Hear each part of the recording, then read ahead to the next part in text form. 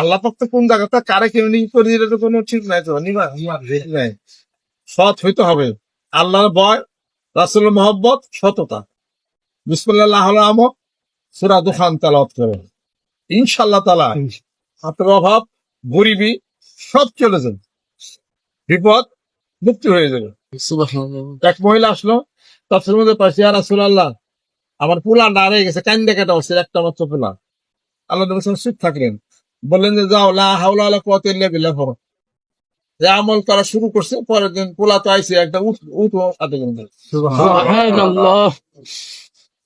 লা হাওলার এরকম পাওয়া। লা হাওলা ওয়ালা কুওয়াতা ইল্লা বিল্লাহ পড়েন, বিসমিল্লাহির রহমানির রহিম পড়েন, সূরা দুখান তেলাওয়াত করেন, কোরআন শরীফ তেলাওয়াত করেন, নামাজ ফাঁকি দেন না, ওয়াক্ত মতো নামাজ পড়েন জামাতে। ভদ্র সভ্য যান, বেয়াদব হয়েন না। ভদ্র মানুষ তার ধনী হয়ে যাবে, হাদিস শরীফ। যে ভদ্র সে ধনী হয়ে যাবে, তার অভাব মিটা যাবে। গিবত শেখাত করেন না, শিরক থেকে হেফাজত থাকে। কয়েকটা আমল মাত্র, এই তো শেষ। বাড়িতে বসে থাকেন, খাবার বাড়িতে চলে যাবো, রিজিক সৃষ্টি করছে কারা? আল্লাহ। রিজিক দিবেন আল্লাহ।